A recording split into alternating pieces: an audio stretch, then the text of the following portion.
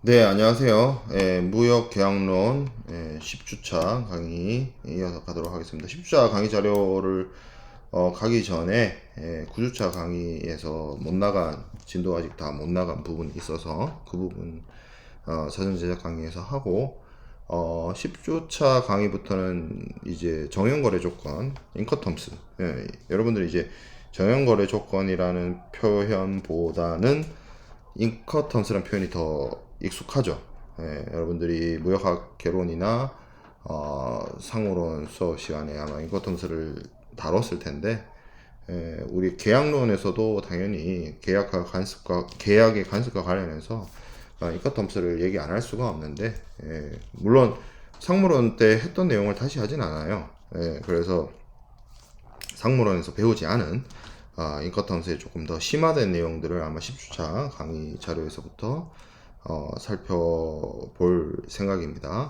그래서 그 내용을 하기 전에 우리가 무역계약의 법리에 대해서 조금 더 살펴보도록 하겠습니다. 제가 그 지난 화요일 오프라인 강의 때 간략하게 잠깐 설명을 했었는데, 뭐 본질적인 계약, 이가 이제 CISG에서도 그런 입장을 가지고 있었죠. 뭐 계약의 어떤 본질적인 조건, 그리고 그것을 위반했을 때의 어떤 본질적인 계약의 위반, 펀더멘털한 그런 부분, 그리고 상대적인 표현이긴 한데 그런 어떤 본질적인 계약 위반이 아닌 계약 위반, 뭐 그런 이야기들을 했었는데, 그런 것들을 포함해서 무역계약에서 사용되는 여러 가지 조건이라든지 어떤 담보 책임이라든지 이런 것들에 대해서 알아보는 시간을 가지도록 하겠습니다. 첫 번째 우리가 내용에서 살펴볼 거는 명시조항과 묵시조항입니다. 명시조항, 묵시조항. 어떤 당사자들의 의사 표현을 명시적으로 표현했다, 묵시적으로 표현했다. 뭐 이런 것들은 사실 수업을 진행하면서 여러 차례 제가 언급하기도 했었기 때문에 이 부분은 여러분들이 이해하는데 그렇게 어려움이 있을 거라고 생각 들지는 않습니다.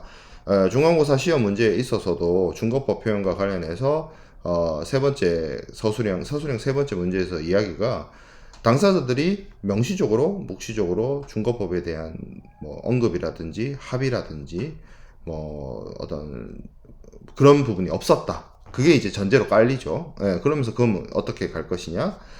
그래서 우리가 배운 중거법상의 입장에서 바라보았을 때는 이 계약과 가장 밀접한 법으로 가야 되는 것이 맞으나, 이것이 이제 CISG가 적용되는 계약이고 CISG의 규정을 들여다봐야 되는데, CISG에서는 사실 중거법 규정과 관련해서 관련된 규정이 없기 때문에 그 부분을 국제사법에 의해서 해결을 해야 되고, 그러한 일환으로서 법정지인 대한민국의 국제사법에 따라서 중거법을 결정을 해야 된다는 이슈로 넘어가 있었는데, 이렇게 이제 넘어가는 단계에 있어서의 전제가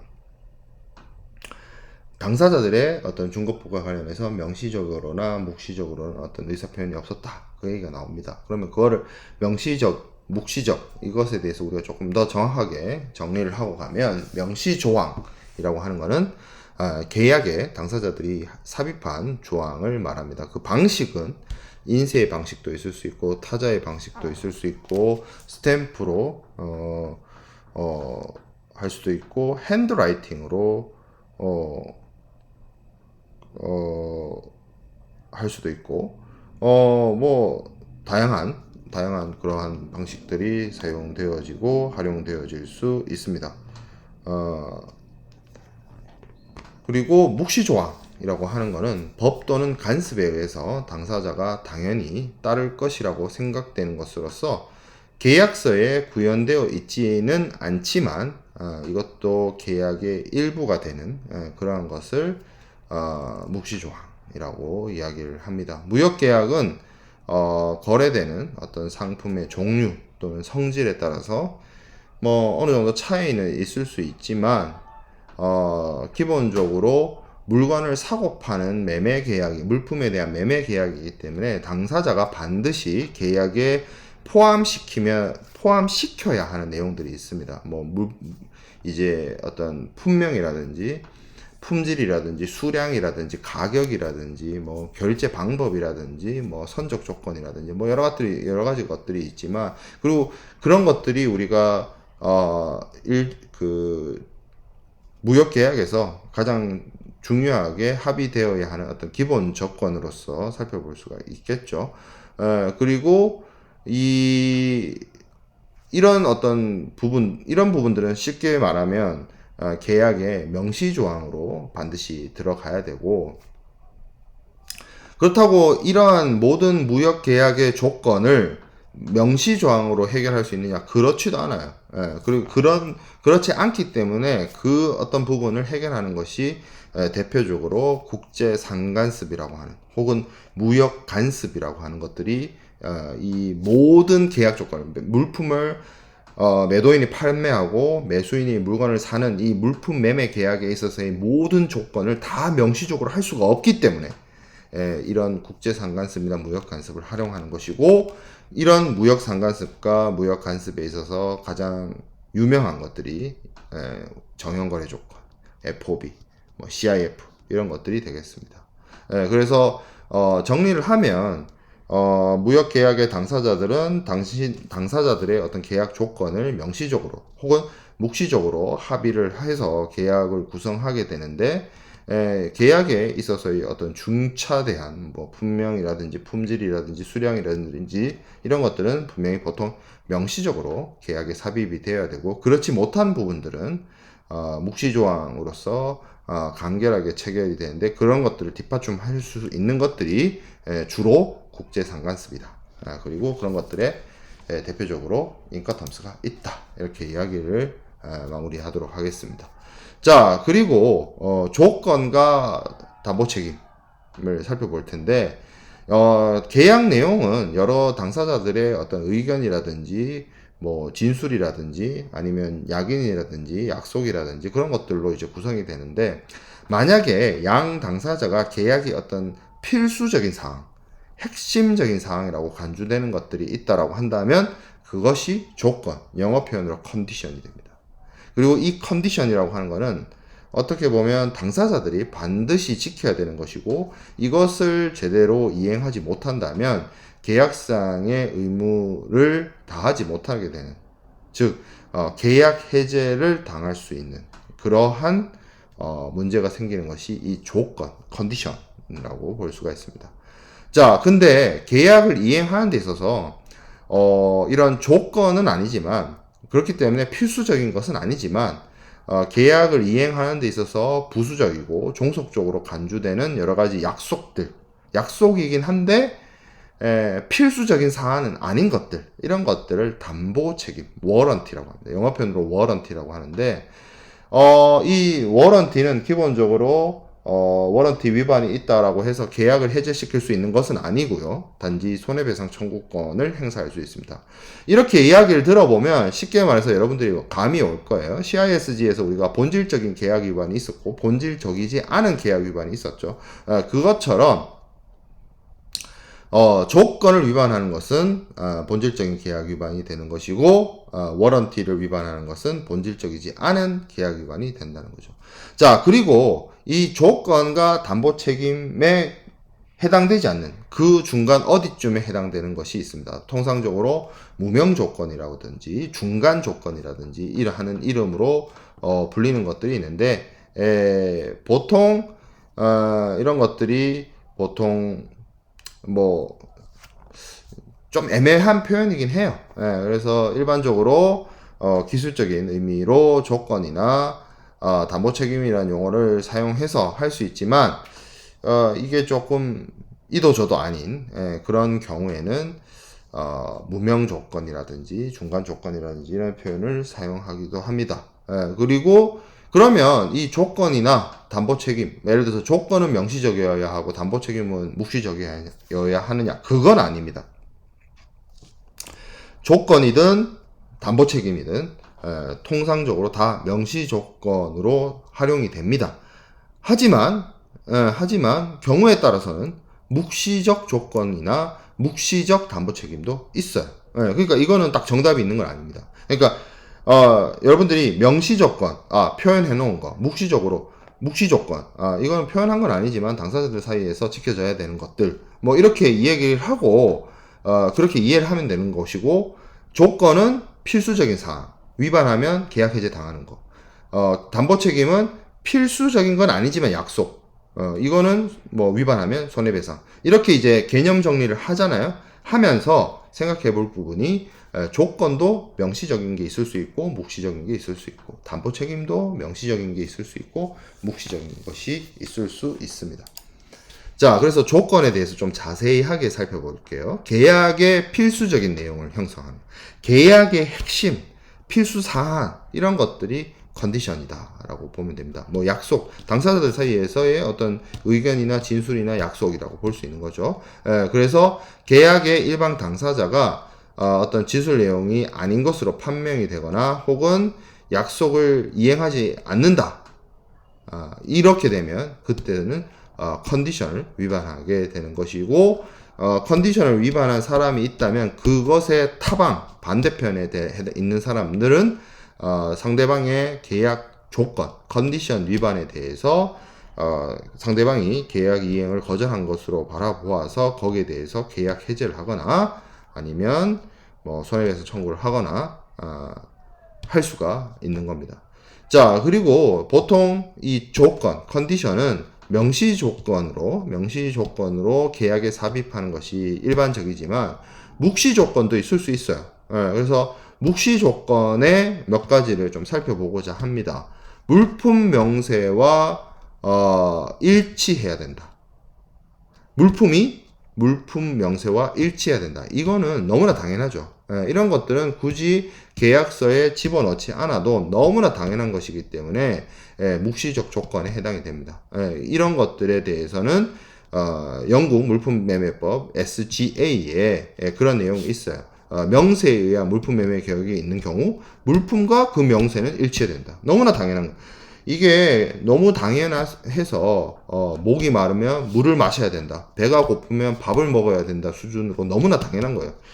물품을 매매 계약을 하는데 명세를 바탕으로 했다, 그럼 그 명세와 물품이 일치해야 되겠죠.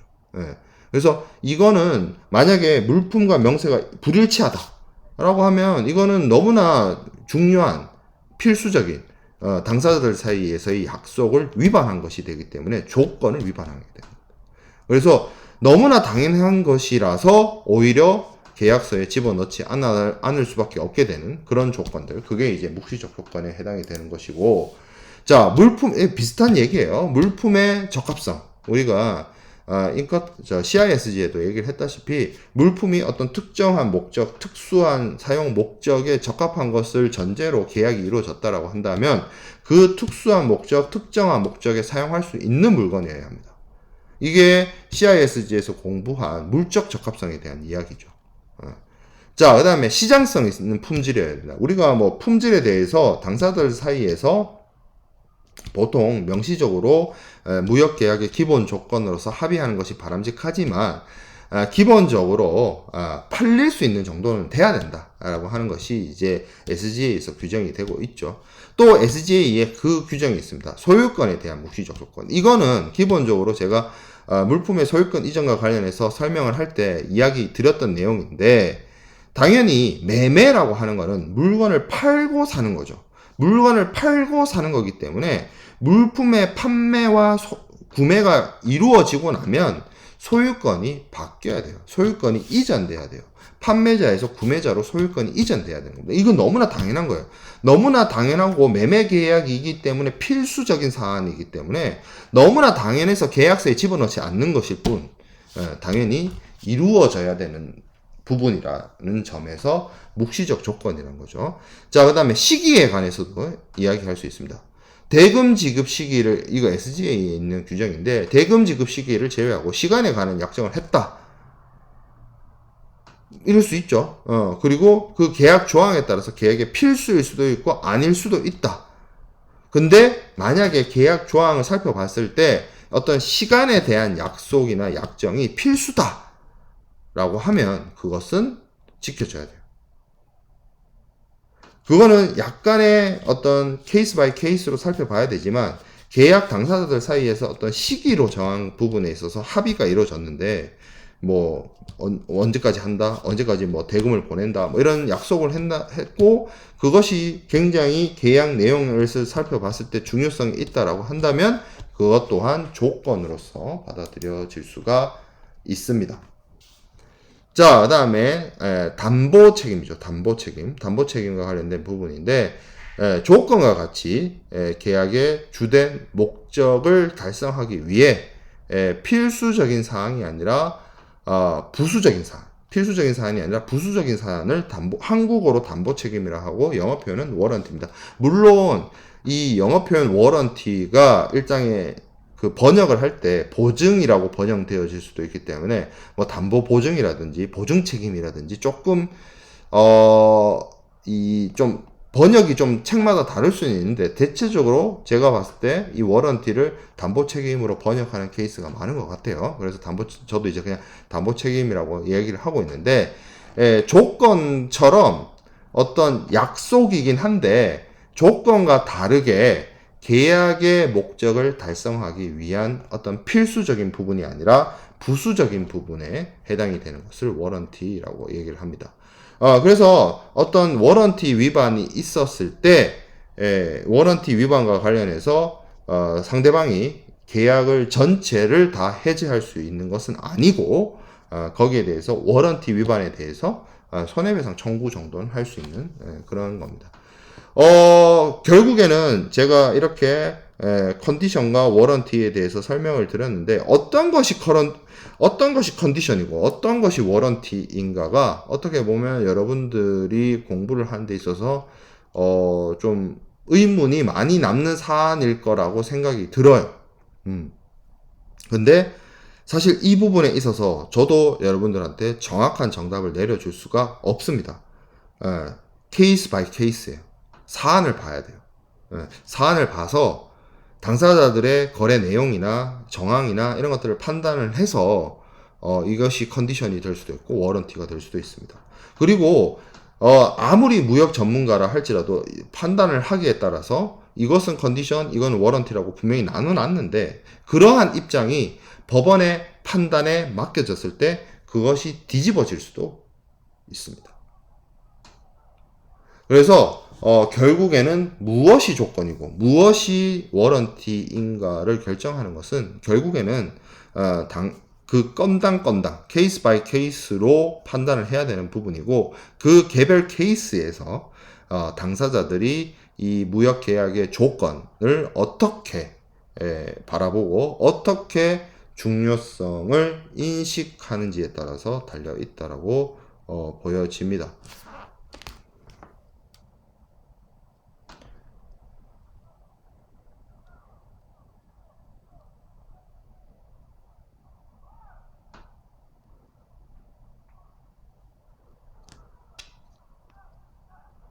자, 계약 내용이 만약에 워런티일 때, 만약에 문제가 있다. 워런티라고 되어 있는 부분인데, 그 중요치 않은 그 워런티에 해당되는 부분에 뭔가 하자가 있다. 뭐 그러면 그거는 뭐 그걸 문제 삼아서 계약을 해지할 수가 없겠죠. 그리고 그렇지만 손해배상을 청구할 수 있고. 또 반대로 이 어떤 물품의 어떤 인도가 이루어진 부분에 있어서 조건이 해당이 된다. 이게 조건의 위반이 해당된다. 라고 한다면 계약 자체를 물품을 인수를 거절하고 계약 자체를 해지하는 그런 선택을 당연히 할 수 있습니다. 그리고 기본적으로 손해배상을 뭐 조건을 위반했든 담보 책임을 위반했든 결국에는 두 경우에 다 계약 해제를 할 수 있는지 여부하고 여부의 차이도 있지만 손해배상을 청구할 때도 그 상대방에게 입힌 손해의 정도가 분명히 다를 수 있기 때문에 손해배상의 청구에 대해서도 조건을 위반하는 경우가 훨씬 더 많은 손해배상액을 청구할 수 있습니다. 자, 그리고 제가 조건과 담보 책임의 차이를 설명하는 부분에 있어서도 참 어려움을 겪었는데 이거를 설명할 때는 저도 와닿지 않는 부분이라서 저도 사실 판단하기 되게 어려워요. 조건도 아니고 담보 책임도 아닌 것들이 있을 수 있습니다. 이게 사실은 국내의 계약에 있어서는 국내 한국과 관련된 무역 계약에 있어서 관련된 판례에서 저도 아직까지는 뭐 본 적은 없어요. 한국에서 이루어지는 무역 거래의 여러 판례를 뭐 저도 살펴보고 하지만, 근데 이게 이제 교과서적으로는 꼭 이게 규정이 되어 있거든요. 조건에 해당되지도 않고 그렇다고 담보 책임에도 해당되지 않는 그런 조건들, 뭐 그렇게 설명을 합니다, 보통. 그래서 이런 것들을 얘도 아니고 이도 아니고 저도 아니고 뭐 이런 거에 해당되는 것들이 있다라고 설명을 하고, 이런 것들을 보통 통상적으로 중간 조건, 무명 조건이라고 합니다. 그러면 이 무명 조건이라는 개념은 오케이, 뭐 조건도 아니고 담보 책임인 것도 아닌 것들이 이거에 해당된다라고 이해를 했다라고 쳤을 때, 만약에 그러면 이 무명 조건을 위반했을 때 어떻게 되느냐? 그러면 이것은 이 계약 조건의 위반의, 이 무명 조건이나 중간 조건의 위반의 정도에 따라서, 그 위반의 정도가 어떤 성질이냐, 어떤 중요성이 있느냐에 따라서 달려 있다라고 볼 수가 있습니다. 무명 조건이나 중간 조건인데, 쉽게 말해서 계약 위반의 정도가 중차대하다라고 하면 계약을 무효화할 수 있을 것이고, 무명 조건이나 중간 조건인데 뭐 크게 어떤 중요한 정도가 약하다 이렇게 되면 계약 해지를 할 수 없고, 자신이 입은 손해에 대해서만 손해배상을 청구할 수 있는. 그래서 사실 이게 조건인지 담보 책임인지 뭐 무명 조건인지 이 구별을 하기가 되게 주상적이에요. 그리고 그렇기 때문에 사실 구별하기가 어렵고, 구별하는 것도 사실 실익이 없어요, 어떤 의미에서. 그래서 어떻게 보면 법원의 판단을 요하는 사안입니다. 법원의 판단을 요하는 사안이고, 그리고 조건과 담보 책임의 위반의 정도에 따라서 그 결과값이 달라질 수가 있기 때문에, 보통 영미 쪽에서는 계약을 체결할 때 계약 위반에 따른 그 결과가 달라지기 때문에 조건과 담보 책임을 조금 구분하는 성격이 있는 것입니다. 그리고 그렇게 조건과 담보 책임을 나누다 보니 심각성 여부에 따라서 이것이 조건이 되기도 하고 이것이 담보 책임이 되기도 하는 그러한 상황이다 보니, 영미법에서는 이런 무명 조건과 같은 것들이 생겨나기도 했어요. 계약 위반의 중요성, 계약 위반의 중차대성, 계약 위반에 대한 중요성, 이런 것들에 따라서 계약 해제라든지 손해배상 청구라든지 이런 것들이 달라질 수가 있다. 그렇기 때문에 이 조건과 담보 책임 그 중간 사이 어느 것에 해당되는 조건, 중간 조건, 이런 것들에 대한 이야기들이 영미계약법 쪽에 있다. 이렇게 정리하면 될 것 같습니다. 자, 이거 이제 그 다음에 전혀 다른 차원의 이야기입니다.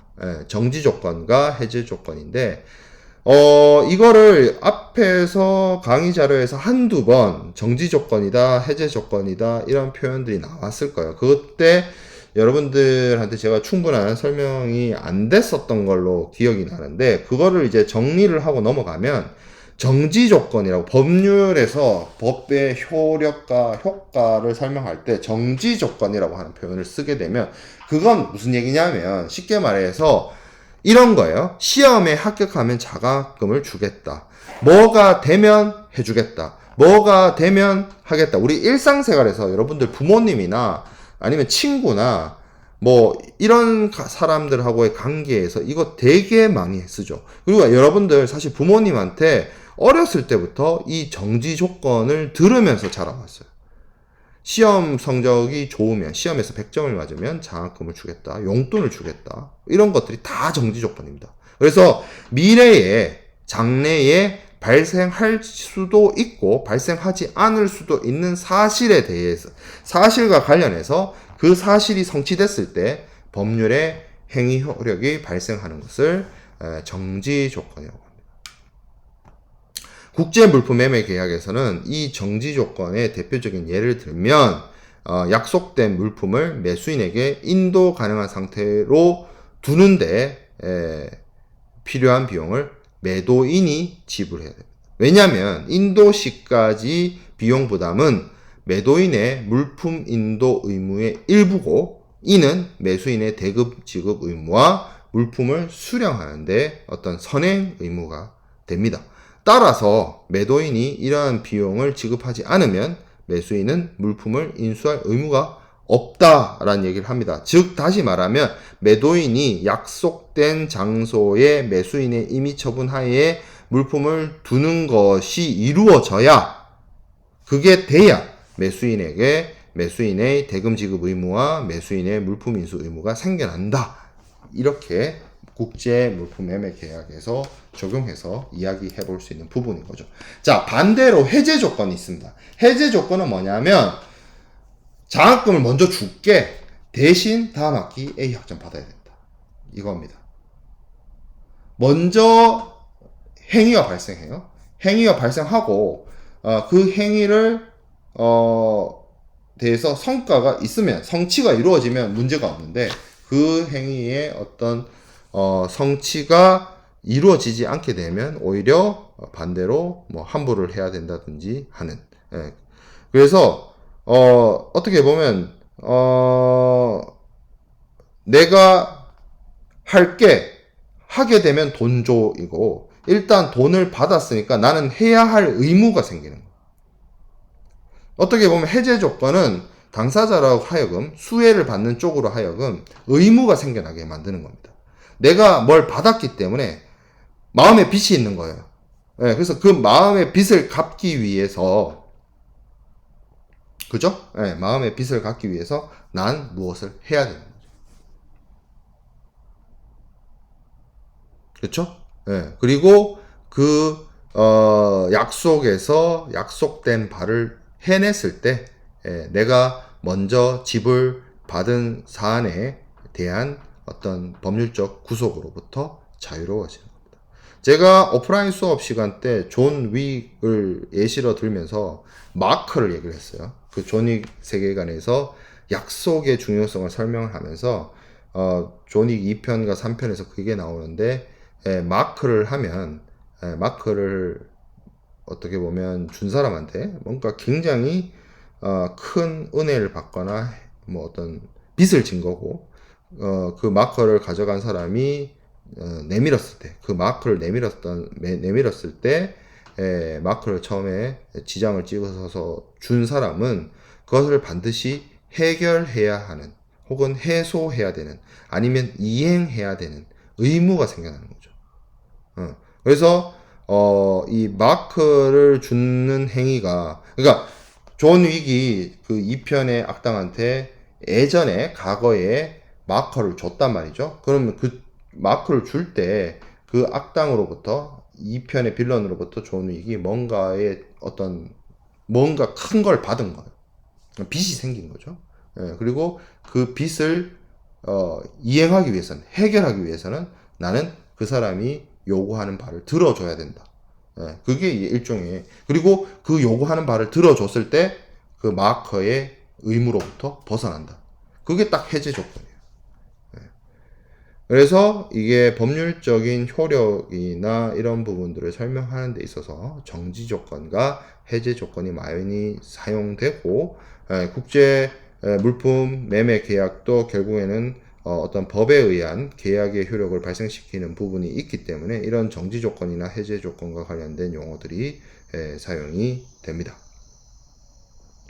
자, 그래서 무역계약의 법리까지 살펴보았습니다. 뭐 여기서 추가적으로 인커텀스에 대한 부분들을 나가야 되는데, 뭐 중간에 시작을 했다가 끊어가기가 좀 애매한 측면이 없지 않아 있어서 9주차 강의 자료는 여기까지라서 여기에서 사전 제작 강의를 마무리하고, 제가 앞서 설명을 드렸던 것처럼 10주차 강의 자료에서, 오프라인 강의에서부터는 인커텀스를, 근데 미리 사전에 말을 하면 여러분들이 무역학개론이나 상무론에서 배운 그 인커텀스하고는 조금 다른 인커텀스를, 어떻게 보면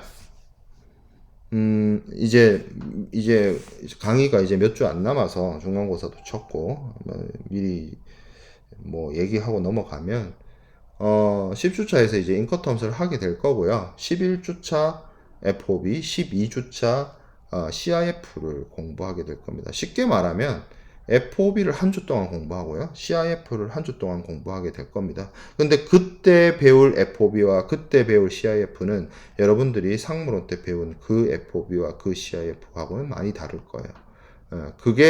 그리고 그때 배우는 FOB와 CIF가 진정한 의미의 FOB이자 진정한 의미의 CIF라는 것을 여러분들이 알게 될 겁니다. 그래서 이제 남은 기간 동안 이제 나아갈 진도에 있어서는 인커텀스와 FOB, CIF 그리고 여러 가지 무역 계약의 불이행과 관련된 frustration 뭐 이런 것들 그런 부분들을 쭉 살펴보도록 하겠습니다. 오늘 사전 제작 영상은 여기서 마치도록 하겠습니다.